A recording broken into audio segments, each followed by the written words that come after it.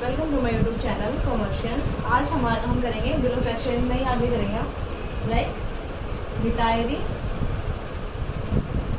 Bill under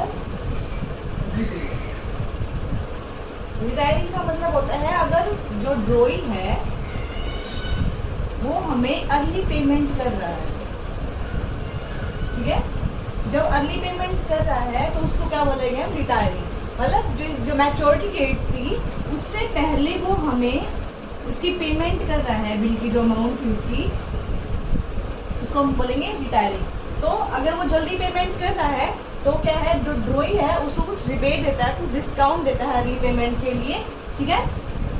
drawer उसको कुछ rebate देता है कि आप जल्दी पेमेंट कर रहे हो, जैसे लाइक कैश डिस्काउंट है, सेम वैसे ही रिबेट अलाउ कर रहा है कुछ, उसको हम बोलते हैं रिटायरिंग ए बिल अंडर रिबेट, ठीक है। इसके लिए क्या ट्रांजेक्शन होगी, लाइक जो हम लास्ट ट्रांजेक्शन करते हैं पेमेंट की, बैंक अकाउंट डेबिट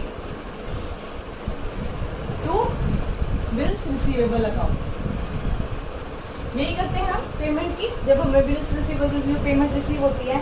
अब इसमें हमें यहाँ पे रिबेट ऑन बिल अकाउंट है वो यहाँ पे एंटर, ये अमाउंट यहाँ पे जो हमारी रिबेट होगी टोटल वो हम यहाँ पे एंटर करेंगे। लाइक बिल्स रिसीवेबल की अमाउंट थी 10,000 का हमारा बिल था, हमने उसको 500 की उसको रिबेट दी है, तो 9500 है जो हमारा, वो क्या होगा बैंक में हमें रिसीव हुआ, ठीक है। किसको इसमें किसका बेनिफिट होगा, ओनली ड्रॉई का ही बेनिफिट होगा, क्योंकि उसको अर्ली पेमेंट कर रहा है तो उसको क्या है, डिस्काउंट मिल रहा है। लेकिन ड्रॉर के लिए क्या है, ये फायदा नहीं है इससे उससे, ठीक है। क्योंकि अगर वो ऑन टाइम पेमेंट मिलती उसको तो उसको क्या है, पूरे 10,000 रिसीव होने पे, ठीक है। इस तरह से हम रिबेट की ट्रांजेक्शन की एंट्री करते हैं, क्लियर है। नेक्स्ट आता है हमारा डिसऑनर। डिसऑनर होता क्या है, ठीक है। डिसऑनर जब होता है जब या तो जो ड्रॉई है वो रिफ्यूज कर दे पेमेंट करने के लिए, या फिर वो इंसॉल्वेंट डिक्लेयर हो। मतलब कि इंसॉल्वेंट का मतलब क्या है कि उसके पास बैंक जो बैलेंस है वो जीरो है, ठीक है। इंसॉल्वेंट वो पेएबल नहीं है, पे करने के लिए कैपेबल नहीं है, ठीक है। तब क्या करते हैं हम, वो क्या मानते हैं हम कि जो बिल है हमारा वो क्या है, डिसऑनर हो गया है, ठीक है।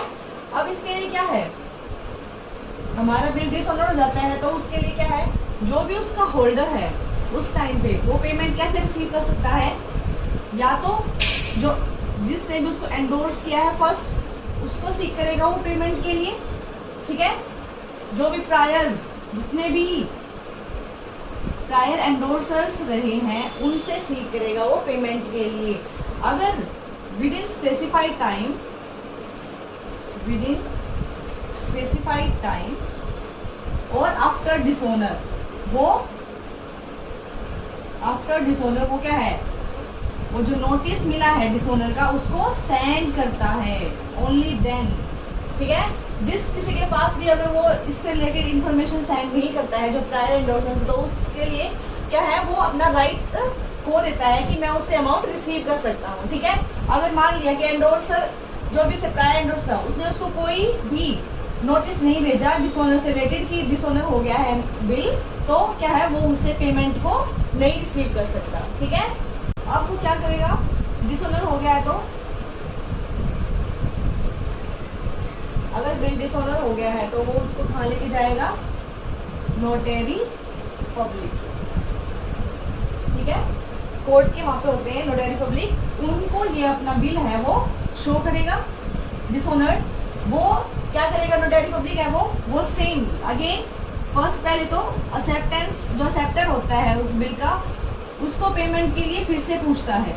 अगर वो फिर भी रिफ्यूज कर रहा है पेमेंट करने के लिए तो उसके पीछे, तो उस पे क्या है, जो बिल है उस पे क्या है, नोट डाउन करता है, ठीक है। नोट डाउन करता है कि पेमेंट नहीं रिसीव हुई है, जो भी फैक्टर है उससे रिलेटेड उसको नोट डाउन करेगा, तो उसको क्या बोलते हैं हम, नोटिंग, नोटरी पब्लिक जो राइट डाउन करता है बिल पे पेमेंट से रिलेटेड रिफ्यूज हुआ है जो पेमेंट, उसको क्या बोलेंगे हम? नोटिंग। ठीक है, इसके लिए वो क्या करता है? कुछ चार्जेस अप्लाई करता है उसको राइट डाउन करने के लिए, उसको क्या बोलते हैं हम? Noting charges.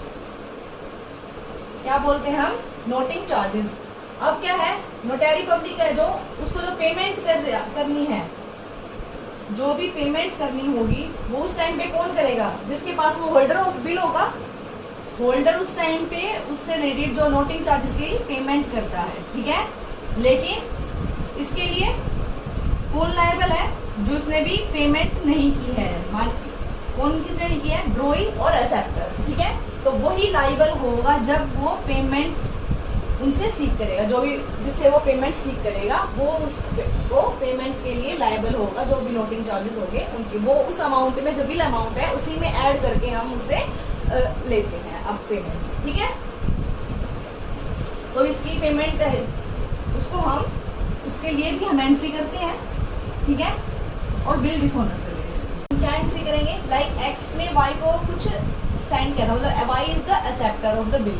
ठीक है, तो क्या एंट्री करेंगे? Y account debit to bills receivable account. ठीक है, हम एक्सेप्टेंस से रिलेटेड क्या करते हैं? Like bills receivable account debit to Y करते हैं, तो अपोजिट क्या हो जाएगा डिसऑनर में? Y account debit to bills receivable account. ठीक है, जो भी नोटिंग चार्जेस होंगे उसके लिए क्या करेंगे? Y account debit to cash account.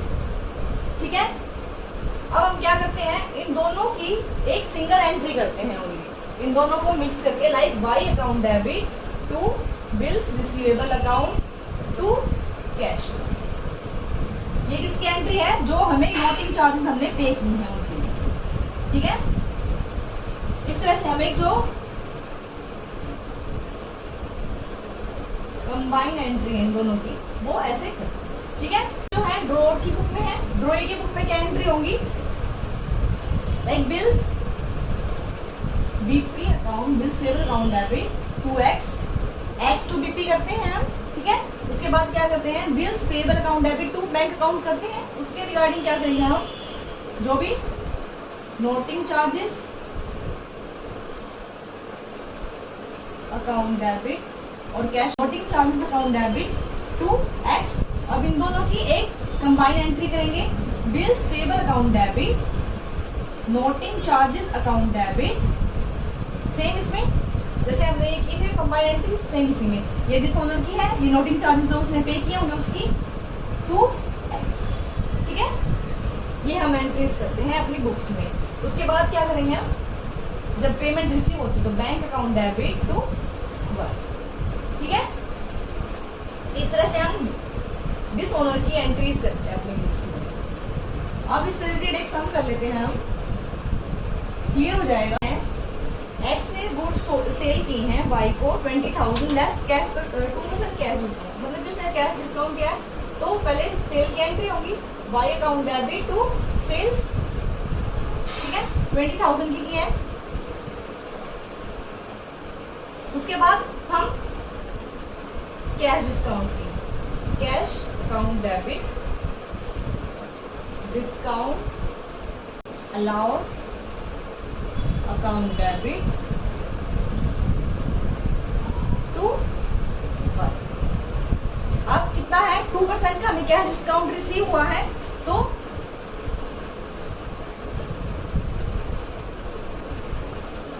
Cash discount हमें ये ओनली 50% जो अमाउंट है उसने पे की है उस पे रिसीव हुआ है ओनली, मतलब कि 10,000 जो अमाउंट थी उसका हमें 2% डिस्काउंट मिला है 10,000 पे। ठीक है, फुल पेमेंट उसने अभी नहीं किया है, तो 10,000 पे 2% कितना होगा? 200 हो जाएगा हमारा। ठीक है, यहाँ पे हम 10,000 की हमें पेमेंट रिसीव हुई है। इसके बाद गिवन है 2 मंथ्स के लिए जो बाकी 10,000 की अमाउंट था, अमाउंट बच गई है हमारी 20 में से, उस पे उसने क्या है? बिल ड्रॉ किया है। ठीक है, this bill is duly accepted, dishonour हुआ है और ड्यू डेट पे and X paid 100 as noting charges. तो डिसऑनर की एंट्री करेंगे हम, तो bills receivable account debit, first तो हम एक्सेप्टेंस की करेंगे, उसने एक्सेप्ट किया है, गिवन है हमें। ठीक है, 10,000 का जो बिल है उसने एक्सेप्ट किया है वाई ने, उसकी हमने एंट्री की है। अब करेंगे हम ड्यू डेट पे। ड्यू डेट कब आएगी? 1 जनवरी से 2 मंथ्स के लिए, तो 4 मार्च वो क्या होगी हमारी ड्यू डेट। उस पे उसने क्या है डिसऑनर हुआ है उस दिन, तो क्या करेंगे हम Y account debit to bills receivable account. इसकी अपोजिट हो जाएगी, ये सेटल्स की थी और ये कैंसिलेशन की होगी, ठीक है, टू कैश अकाउंट, क्योंकि उसने क्या है 100 रुपीज एज नोटिंग चार्जेस पे किए हैं, ठीक है। तो 10,100 ये होंगे और 10,000 का bill and 100 amount for noting charges, ठीक है। इसके बाद है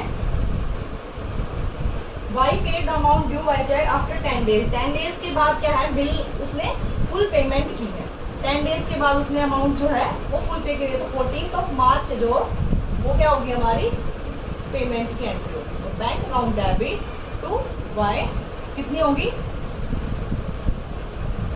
10,100, ठीक है।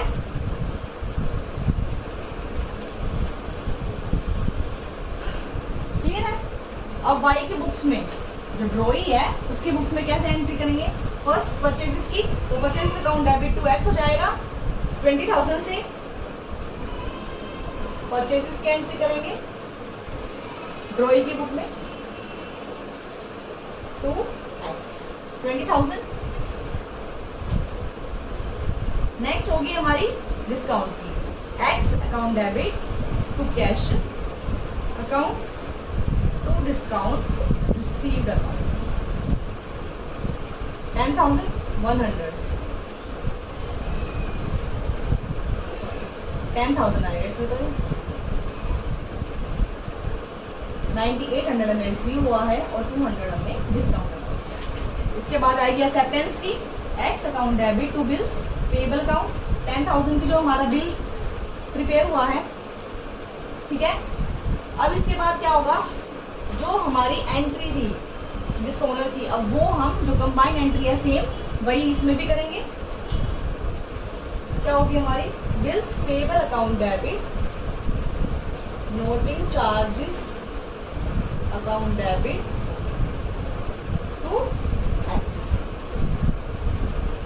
10,000 हमारे बिल था, 100 नोटिंग चार्जेस, तो 10,100 जो कितना है उसको एक्स ने रिसीव होना है।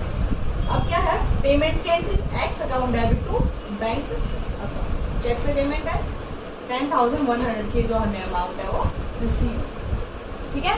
ये हमारी क्या होगी डिसऑनर की एंट्री, उसमें हमने नोटिंग चार्जेस पे किए हैं, तो किसने पे किए हैं जो ड्रॉअर है उसने, ठीक है। इस तरह से हम डिसऑनर की एंट्रीज को रिकॉर्ड करते हैं। क्लियर है? रिन्यूअल ऑफ ए बिल हम लोग नेक्स्ट क्लास में करेंगे। Thank you, please like share and subscribe my channel.